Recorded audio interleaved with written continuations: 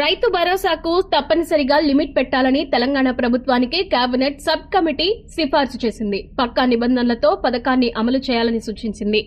రైతు భరోసాపై deputy CM బట్టి విక్రమార్క అధ్యక్షతన ఏర్పాటైన కేబినెట్ సబ్ కమిటీ ప్రభుత్వానికి నివేదికను అందజేసింది. అందులో పలు కీలక సిఫార్సులు చేసినట్లుగా తెలిసింది. రైతు భరోసాకు సీలింగ్ పెట్టాలని ప్రభుత్వానికి సబ్ కమిటీ సూచించినట్లుగా తెలుస్తోంది. రైతు భరోసా అమలుపై అభిప్రాయ సేకరణ చేపట్టాం. ఎన్ని ఎకరాలు ఉంటే అంతకు పెట్టుబడి సాయం అక్కర్లేదని పరిమితి పెట్టాలని సూచనలొచ్చాయి. ఎక్కువ శాతం మంది రైతులు 7-7.5 ఎకరాల వరకు లిమిట్ పెట్టాలన్నారు. కొంతమంది 10 ఎకరాలు, ఇంకొంతమంది 5 ఎకరాల వరకే ఇవ్వాలన్నారు అని తెలిపింది. రాష్ట్రంలోని భూ కమతాలను పరిశీలిస్తే 5 ఎకరాల వరకు ఉన్న చిన్న సన్నకారు రైతులే 90% పైగా ఉన్నారని చెప్పింది. అలాగే ప్రజాప్రతినిధులు, ఐఏఎస్, ఐపీఎస్లతో పాటుగా గ్రూప్ 1 ఆఫీసర్లకు రైతు భరోసా ఇవ్వాల్సిన అవసరం లేదని సిఫార్సు చేసింది.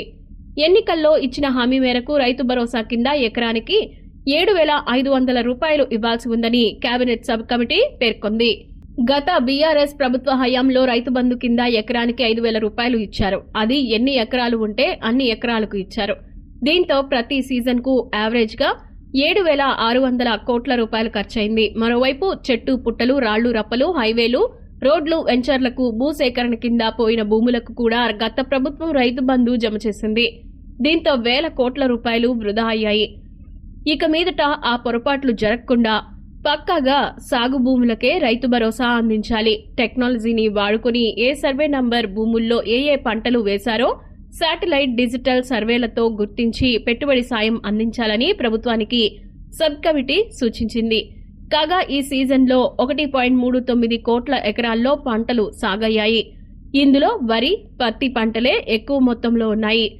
ఏ రైతు ఎన్ని ఎకరాల్లో ఏ పంటలు వేశారో ఏఈఓలు ఇప్పటికే ఆన్లైన్లో నమోదు చేశారు. ఒకవేళ ప్రభుత్వం మొత్తం సాగైన భూములకు ఎకరానికి 7,500 రూపాయల చొప్పున రైతు భరోసా ఇస్తే సీజన్ కు దాదాపు 10,000 కోట్ల రూపాయలు అవసరమవుతాయని ఆర్థిక శాఖ అధికారులు చెప్తున్నారు. అలా కాకుండా సీలింగ్ పెట్టినా ప్రజాప్రతినిధులు, ప్రభుత్వ అధికారులు, ఇన్కమ్ ట్యాక్స్ పేయర్స్ లాంటి వాళ్లను మినహాయించినా ఈ మొత్తం తగ్గుతుందని అంటున్నారు. నిబంధనలు పక్కాగా అమలు చేస్తే సరాసరి గతంలో ఇచ్చినంతనే 7,500 కోట్ల రూపాయలు సరిపోతాయని ఉన్నతాధికారి ఒకరు తెలిపారు. ఈసారి వ్యవసాయేతర భూములకు ఎట్టి పరిస్థితుల్లోనూ రైతు భరోసా ఇవ్వకూడదని ప్రభుత్వం నిర్ణయించింది. సాగు భూముల లిస్టులో నుంచి నాన్ అగ్రికల్చరల్ భూములను తీసేయాలనుంది. ఇలా కనీసం 15 లక్షల ఎకరాలు తీసేస్తే ఛాన్స్ ఉన్నట్లు తెలుస్తోంది.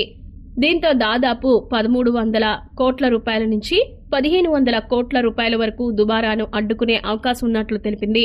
కనుక ఈ కమిటీ సూచనల మేరకు ఎన్ని ఎకరాల వరకు రైతు భరోసా ఇవ్వాలి, ఎవరెవరికి ఇవ్వాలి అనే దానిపై ప్రతిపక్షాల సలహాలు, సూచనలు తీసుకోనుంది. కాగా సంక్రాంతి తర్వాత నుంచి రైతు భరోసా జమ చేస్తామని ఇప్పటికే సీఎం రేవంత్ రెడ్డి ప్రకటించారు.